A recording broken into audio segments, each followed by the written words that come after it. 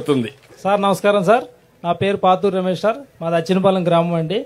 రైతన్న మీకోసం కార్యక్రమంలో మా గోపాలపురం నియోజకవర్గం నల్లవజలు రావడం మా రైతులందరికీ ఆనందదాయకం సార్. నేను ప్యాడీ నుండి నల్లరేగడి నేలకి పామాయిలు 3.5 ఎకరాలు వేసాను సార్. గత 6 సంవత్సరాల క్రితం వేసాను సార్.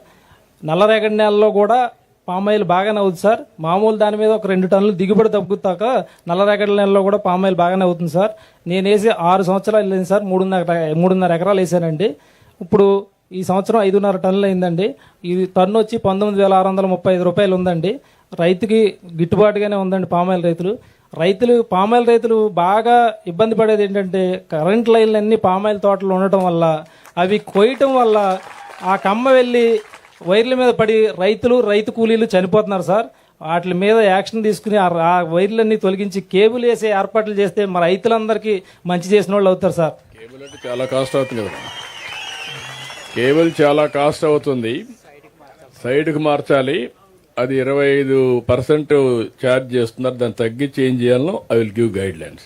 ముందు పక్కన వేసుకొని తర్వాత నెక్స్ట్ స్టెప్ నువ్వు అన్నట్టు భగవంతుడు మీరందరూ బాగా పనిచేసి ఆదాయాన్ని కూడా పెంచితే అప్పుడు కేబుల్ వేయచ్చు. దాంట్లో సందేహం లేదు. కొంచెం టైం పడుతుంది. Okay, thank you sir. మీకు ఆలోచనలు బాగున్నాయి. మీ ఆలోచనలు ఆచరణలో కొంచెం మిస్ మ్యాచ్ ఉంది. ఆచరణ యోగ్యంగా మీ ఆలోచనలు ఉంటే ఫేజ్డ్ వారిగా మనం ముందుకు పోవచ్చు. నమస్కారం సార్, నా పేరు వేణు అండి, నల్లజర్ల గ్రామం. నేను రీసెంట్గా ఆయిల్ పామ్ ప్లాంటేషన్ వేసానండి జూన్లో.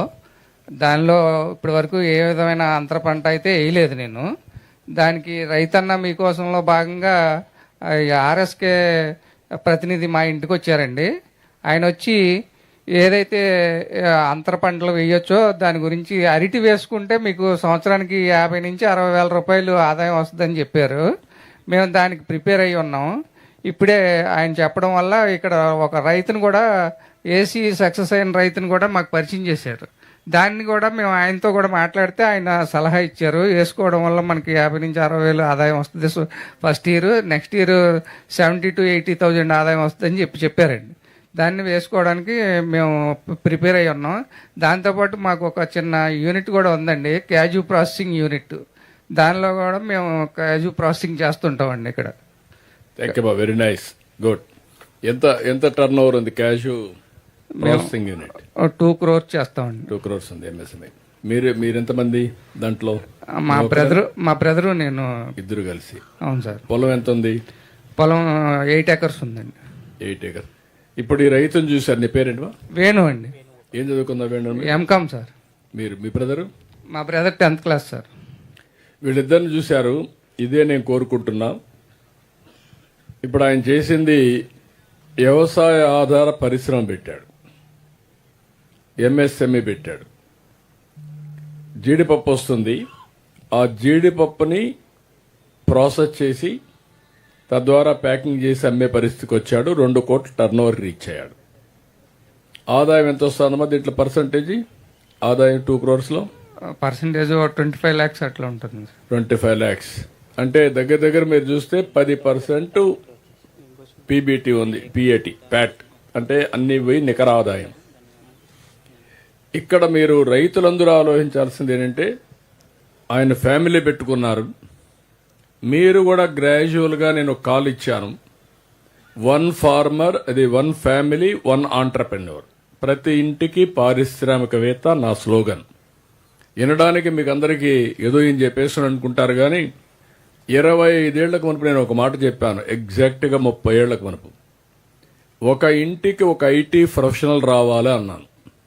చదివించమన్నా పిల్లల్ని. చదివించారు. ఈరోజు 25 ఏళ్లలో హైదరాబాద్లో చూసినా విదేశాల్లో చూసినా తెలుగు వాళ్ళు వెళ్ళారు.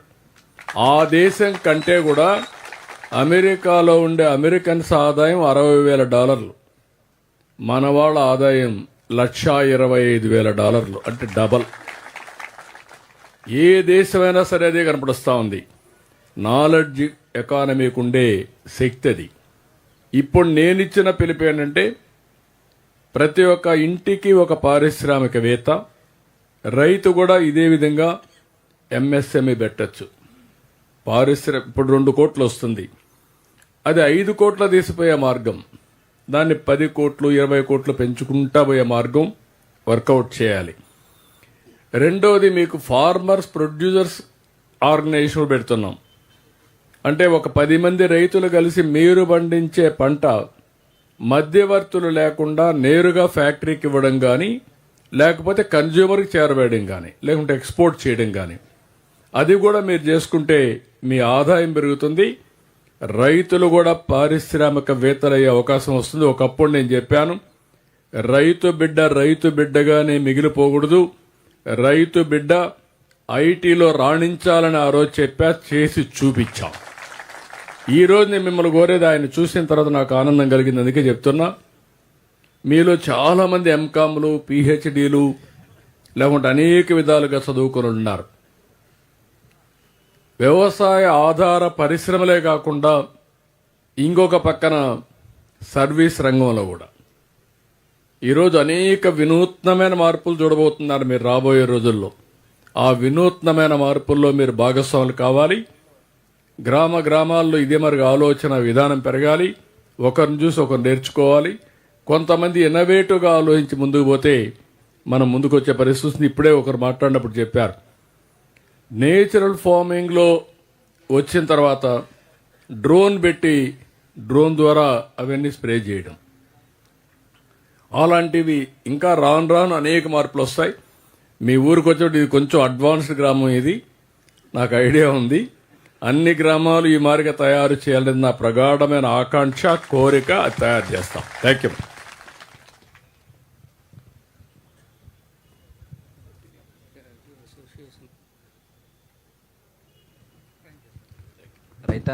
రైతన్న మీకోసం కార్యక్రమానికి విచ్చేసిన ముఖ్యమంత్రి వారి గారికి నమస్కారం అండి. నా పేరు మురళీకృష్ణ అండి. మాది నల్లజల్ల గ్రామం అండి. నాకు 25 ఎకరాల పామాయిల్ కల్టివేషన్ ఉంది సార్. దాంట్లో 5 ఎకరాలు డీసెంట్గా వేసాను సార్. 3 సంవత్సరాలు అయింది వేసి. దాంట్లో అంతర పంటగా బనానా వేసాను సార్. 1 ఎకరాలకు వచ్చి 50 నుంచి 60 వేలు వస్తుంది సార్ ఫస్ట్ సంవత్సరం. రెండో సంవత్సరం వచ్చి 60 నుంచి 70 వేలు వస్తుంది సార్. మిగతా 20 ఎకరాలు కూడా పామాయిల్ ఉంది సార్. ఈ పామాయిల్లో మాకు మేజర్గా మేము 2 సమస్యలు ఎదుర్కొంటున్నాం సార్. ఒకటి, మాకు పామాయిల్ కోయడానికి లేబర్ కొరత ఉంది సార్. ఇక్కడ లేబర్ కూడా కొంతవరకు వస్తున్నారు సార్.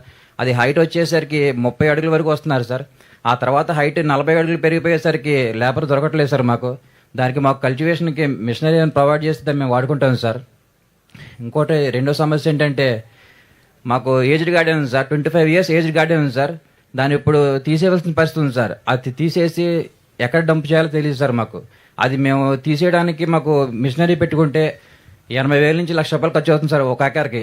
దానికి మాకు డిస్మాండ్లకి మిషనరీ మాకు అందుబాటులో ఉంటే అది కూడా వాడుకుంటాం సార్. అది తీసేసి మళ్ళీ కూడా మేము ఫ్రెష్ పామాయిల్ మొక్క వేసుకుని పెంచుకోవడానికి అవకాశం ఉంటుంది సార్. ఇది హార్టికల్చర్ మైక్ ఇవ్వండి అక్కడ. ఇప్పుడు ఏమైనా దీంట్లో మెకనైజేషన్లో కానీ మోడర్నైజేషన్లో అక్కడ మైక్ ఇవ్వండి. అక్కడ శ్రీనివాసరెడ్డికి దాంట్లో ఏమైనా మనకు ఒకసారి నోట్ చేసుకొని ఎట్లా చేయగలుగుతాం అవి కూడా ఒకసారి వర్కౌట్ చేయండి. చెప్పండి సార్. అంటే ప్రీవియస్ సార్ మనకు ఇన్సులేటెడ్ మెషిన్ ఉంటుంది సార్ హార్వెస్టింగ్కి. అది ప్రీవియస్గా ఉన్నప్పుడు సబ్సిడీ కింద ఇచ్చేవాళ్ళం సార్. అది ఆపేస్తున్నారు. మళ్ళీ అగైన్ ఇప్పుడు రీసెంట్గా అలౌ చేశాను సార్. 20,000 రూపాయలు ఉంటుంది సార్. దాని కాకపోతే అది మనం మలేసియా నుంచి మాత్రమే మనం ఇంపోర్ట్ చేసుకుంటున్నాం సార్. మన ఇండియాలో ప్రొడక్షన్ లేదు సార్. అది దానికి ఇండియాలో కూడా మన వాళ్ళు తయారు చేయమనండి. Yes sir. అంటే కార్బన్తో కొంత కర్ణాటకలో రీసెంట్గా చేసిన అన్నారు సార్. ఆ కార్బన్ అంటే అది వేరే మెటీరియల్ ఉంది సార్ మలేషియాలోది. అది మనకు ఎలక్ట్రిసిటీ కండక్టర్ వచ్చి కొంత హైట్ పోయిన తర్వాత కొద్దిగా ఎలక్ట్రిసిటీ ఇన్సిడెంట్స్ జరుగుతూ ఉన్నాయి సార్. దానికి కర్ణాటకలో ఉన్నది కార్బన్తో చేశారు సార్. అది ఎలక్ట్రిసిటీ కండక్టర్ కాకుండా ఉంది సార్ రైట్ నౌ. అది ఎగ్జామిన్ చేస్తున్నాం సార్. ఇప్పుడు సబ్సిడీ మొత్తం అలౌ చేశాను సార్. 20,000 సార్. 50% సబ్సిడీ మనం ఇస్తున్నాం సార్. అది కాకుండా ఇంకోటి ఆయన చెప్పింది ఏంటంటే, ఆ 25 ఏళ్ళు ప్లాంటేషన్ అంతా కూడా మళ్ళీ ఆటోమేటిక్ కన్వర్ట్ చేసి మళ్ళీ పెట్టుకోవడానికి అది ఎగ్జామిన్ చేసి అది చేపిస్తాం. స్కీమ్ లింక్ కూడా చేపిస్తాం సార్.